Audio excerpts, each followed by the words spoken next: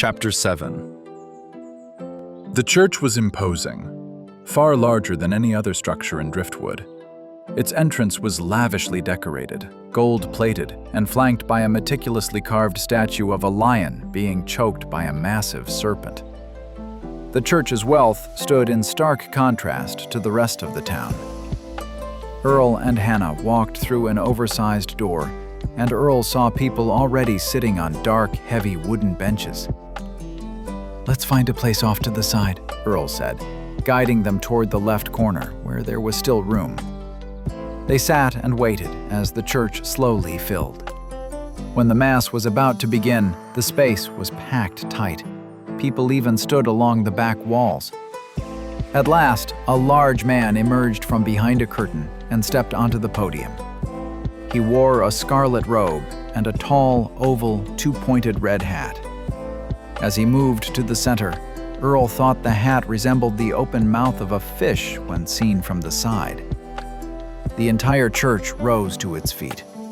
Earl looked around, then quickly followed suit. "Welcome, my fellow seekers of guidance," the man proclaimed. "Today we have gathered to praise Cithrus and atone for our failings." In unison, the congregation replied, "Hail Sartim, the Creator!" "Please, be seated," the priest ordered. "This must be Father Alistair," Earl whispered to Hannah. "Yes, and hush," she whispered back. Earl leaned into his seat and studied the priest. He appeared to be in his mid-50s, a large man, easily as tall as Earl, perhaps taller, and powerfully built. Not muscular, not fat, but heavy in a way that suggested solidity and presence. Earl found he didn't like the way the man looked. Something about him felt untrustworthy. "Today, we will revisit the story of Jonah," Father Alistair said, "and consider what his lesson may yet teach us." He opened a large book and began to read. "In a village by the sea lived a fisherman named Jonah, whose nets had long come up empty. His family grew hungry, and want pressed hard upon their door. Day after day he rowed out and cast his nets, yet returned with nothing. Though doubt whispered in his ear, Jonah held fast to his faith in Sartim. One desperate night, he knelt upon the shore and prayed, 'O Sartim, who feeds the ravens and clothes the lilies, look upon thy servant and these little ones. If it be thy will, fill my nets, that we may eat and give thee praise.' At dawn, he went out once more. Guided by a quiet prompting, he cast his net upon the right side of the boat. When he drew it in, it was heavy with fish, so many that the net nearly burst. He called to his neighbors, and together they hauled the catch ashore, an abundance enough for all. That day, Jonah sold his share in the market, filling his home with bread and roasted fish. His children laughed again, and his wife wept for joy. Jonah gave the first portion to the poor and to the house of Sartim. From that day on, he walked humbly, teaching his children, 'Sartim is faithful to those who place their trust in him, and his mercy endures forever.'" Father Alistair closed the book and cleared his throat. "What can Jonah's story teach us in today's world?" he asked, though the question was clearly rhetorical. Earl considered the tale for a moment. At its heart, it seemed to tell believers to follow without question, that their God would provide, if only they trusted enough. Earl had always been uneasy with demands for strict obedience. He knew how easily such faith could be turned to someone else's benefit, and rarely to his own. What unsettled him further was the sense that he had heard this story before, and certainly not from a Sartim priest. Earl glanced at Hannah. She was smiling, her eyes fixed on Father Alistair. A faint chill ran down Earl's spine. She seemed far too absorbed in such a simple tale. He looked around and saw the same expression mirrored across the congregation. When he turned back toward the podium, he realized the priest was looking straight at him. Facing the crowd once more, Father Alistair said, "It is simple. All we must do is trust. Everything else Sartim has already done for us. All that remains is our faith in the great Creator. Considering all that Sartim has done and will yet do, simple trust is the least he can ask of us. Wouldn't you agree?" A low murmur of approval rolled through the church. As the priest continued, Earl found himself no longer listening. Instead, he searched for what unsettled him so deeply about the man. What was it that felt wrong? Father Alistair was articulate, measured, and disturbingly adept at holding the crowd's attention. Only when the bells rang again, signaling the end of the Mass, was Earl pulled from his thoughts. He remained seated for a moment, watching. People rose from the benches. Some moved forward to thank the priest. Others drifted out to return to work or prepare their midday meal. Hannah was still seated beside him, her gaze fixed on Father Alistair. As Earl stood, she spoke softly. "Are you in a hurry, Earl?" "No," he said, glancing at her. "I thought the ceremony was over." She gave him a brief, sharp look, then rose slowly. Earl noticed she lingered, clearly intent on being among the last to leave. When they reached the priest, Hannah inclined her head. "Thank you, Father Alistair. You do so much for this community. Without our faith, we would truly be lost in this town." "Thank you, Hannah," the priest replied. His tone was warm, practiced. "I haven't seen you here in some time. Are you and your family well?" he asked, as though sincerely concerned. Hannah hesitated for a moment, then smiled. "Yes, Father. Nothing we can't overcome with faith and the Creator's guidance." The priest returned her smile. "I see." Then his gaze shifted to Earl. "And who is this young gentleman you've brought with you today?" Before Hannah could answer, Earl spoke up. "My name is Earl," he said, giving a small nod. "I'm a member of the guild." He thought he caught a faint flicker in the priest's eyes at the mention of it.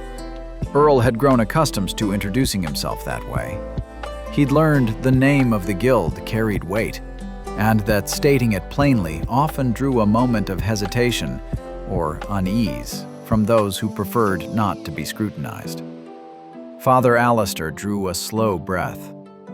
"Ah, I'm pleased to meet you, Earl.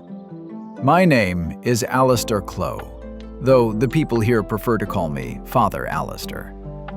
Had I known a member of the mighty guild would attend my humble mass, I might have chosen one of our—" "No need to trouble yourself," Earl cut in. "I'm not particularly religious, and I believe I've seen enough." Father Alistair raised a single eyebrow. "It is always wise to keep one's mind open, young master. You may yet come to regret such words when age tempers certainty." "I rely on observation and reason," Earl replied evenly. "Not blind fate." Father Alistair stood there for a brief moment, then smiled again. "Young master, I'm quite certain you will come to appreciate the role faith plays in our society, and the value it brings to the guild." This time, Earl did not answer at once. What value? What could faith possibly offer the guild? The way the priest spoke, and the smile that lingered with it, felt heavy with meaning. "Ahem." Earl turned to Hannah, who had been watching the exchange closely. She met his gaze. "We shouldn't be rude, Earl. Father Alistair welcomed us." Earl looked from her to the priest, then back again. After a moment, he said, "I apologize if I came across as disrespectful. That was not my intent." Father Alistair took the moment, his smile widening despite his effort to keep it measured. "No offense taken," he said. "Curiosity often walks hand in hand with promise, especially in one so young, yet already entrusted with a place in the guild." Earl studied the priest before turning to Hannah. "We shouldn't impose any further," he said. "I'm sure Father Alistair has important matters to attend to." "Of course," Hannah agreed at once. "Let us not trouble Father Alistair any longer." Her tone was eager, almost anxious to please. They exchanged their final pleasantries, and as they stepped out of the church, Earl cast one last appraising glance back over his shoulder. Outside, he squinted up at the sky. The sun was already near its height. He had to duck as a ball flew past him, thrown by a group of children playing in the street. Earl watched them for a moment, then turned to Hannah. "What will you do now?" "Honestly," she said, "I meant to keep selling pies until I'd made enough for the day, probably until midnight. But now," she smiled, "I think I'll buy something decent to eat and go home to my family." Then she looked at him. "What about you?" "I was planning to visit the bank and gather what I need for the journey," Earl said. He paused, carefully weighing how much to reveal. "I've already withdrawn my coin, as you know. I still need provisions." He hesitated. "I was thinking, perhaps I could hire you as my guide. I'd pay you fairly." She fell silent for a moment, considering his words. Then, a flicker of suspicion returned to her expression. "You've been very kind to me," she said cautiously. "Why would you want me as your guide?" Earl answered without hesitation. "Because you're the only person in this town I feel I can trust," he said. "And I enjoy your company." He offered her a warm smile. "But I understand if you'd rather go home. I can manage on my own." For a few seconds, she studied him. Then she smiled. "Well, I suppose I could help you find your provisions, faster and more safely." She slipped her arm through his again. "Tell me, Earl," she said, as she gently took the lead. "What would a young guild member need for his journey?" "I'll need dried meat, some cheese and bread, a water skin, a proper pair of riding boots, and perhaps a new traveler's coat," Earl said, still counting quietly in his head. Her eyes widened. "That could cost you a fair bit." She paused, then smiled.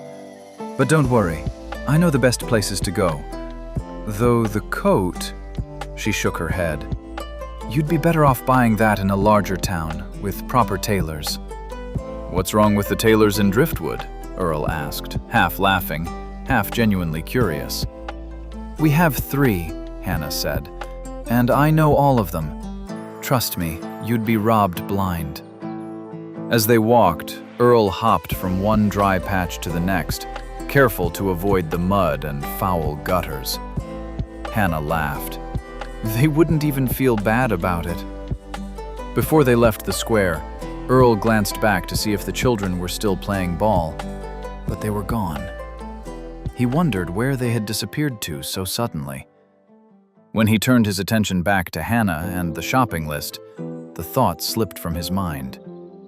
The shadows were already growing longer as they walked along the main street.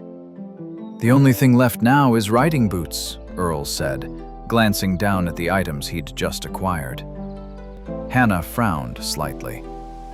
"I'm afraid I don't know where you'd find good riding boots in Driftwood. I've never ridden myself, never owned a pair." She shrugged. "My guess? It's like the tailors. You'll have better luck in a proper town." Earl sighed. I do need them rather urgently. Perhaps I can find something serviceable here at the caserne. She nodded and smiled. Yes, you'll definitely find something there. Perfect, Earl said, then pressed a hand to his stomach. One last thing. Is there anywhere you'd recommend to eat around here? He hesitated. No offense to your meat pies. I'm just not in the mood for them right now. Hannah shot him a sharp look. There's a place that sells grilled chicken, she said. I pass it often. It's always busy, and it smells quite good. You've never eaten there? Earl asked, surprised. No, she replied. They only sell whole chickens, and they charge a silver coin for one. Well, Earl said with a smile, then I suppose it will be a first for both of us. As they drew closer to the establishment, Earl spotted the long line stretching down the street. You weren't exaggerating about its popularity, he said as he took his place. Hannah joined him, breathing in deeply. I can't believe how good grilled chicken can smell. I know, Earl said. If you ever make it to Bray, you'll have to try Miss Whitmore's chicken stew. Standing on his toes, Earl glanced over the heads of those waiting ahead of them, scanning the street beyond. He was tall enough to see clearly. And there they were. The same children who had been playing ball near the church now stood at the corner, watching the line. They pretended to mind their own business, but their eyes kept drifting back to the people waiting. For a moment, Earl locked eyes with one of the boys. The boy held the gaze, then looked away and slipped off down the street. The others followed after him. He seemed small for his age, with fiery red hair and freckles. But despite his slight appearance, Earl had the distinct impression that he led the group. Hannah noticed Earl's distraction. What are you looking at, Earl? Those children, he said, nodding in the direction they had gone. They were playing ball in front of the church, and now they're here. It felt like they were watching us. The red-haired one? She asked. Yes, actually. How did you... His name is Alfred, Hannah cut in. And he and his little gang are a real nuisance. They're thieves, petty ones, but they usually get away with it because they're children. She shook her head. I've seen them start a commotion just to use the moment to lift purses. How can I help? An old woman said, pulling Earl's attention back to the grilled chicken stall. For a moment, Earl was caught off guard. 3 chickens, please, he said, once he'd gathered himself. Hannah looked at him sharply. 3? 1 would be enough, Earl. Earl only shrugged and handed the woman 3 silver coins. There you are. Would you have something to carry the other 2? They're for later. The old woman rolled her eyes. Of course, sir. Anything else you need? Yes, Earl asked. Do you sell anything to drink? She eyed him flatly. Do we look like a tavern? Earl met the woman's glare stubbornly and took the 3 chickens from her hands. With the food balanced in his arms, he turned to Hannah. That woman had quite an attitude, he said. Let's find somewhere to sit and eat. They found a quiet spot and began to eat. Oh, this is so good, Hannah said with her mouth full. Thank you, Earl. Earl's mouth was full as well, so he only smiled and nodded. After finishing about half her portion, Hannah carefully wrapped the leftovers. Are you not hungry anymore? Earl asked, genuinely surprised. I'm saving some for my husband and my son, she said. I'd feel terrible eating well while they go hungry at home. Then it's a good thing I bought 3, Earl replied at once. 1 for your husband and 1 for your son. Hannah froze. Earl, I can't accept that. It's too much. He shrugged lightly. You're right. My appetite must have deceived me. He nodded toward the 2 untouched chickens. Turns out I wasn't that hungry after all. When he finished eating, Earl looked at Hannah. Thank you for helping me in this town. Without you, I would have been robbed more than once already. No, Earl, she said softly. I should be thanking you. I can't remember the last time someone was truly kind to me, without wanting something in return. You've shown me more kindness than I can ever repay. Kindness only counts when it's given without expectation, Earl replied. Otherwise, it's just a transaction. She laughed quietly. Oh, Earl, my learned guild member. You always sound so clever. She smiled at him. Still, you have a great deal left to learn.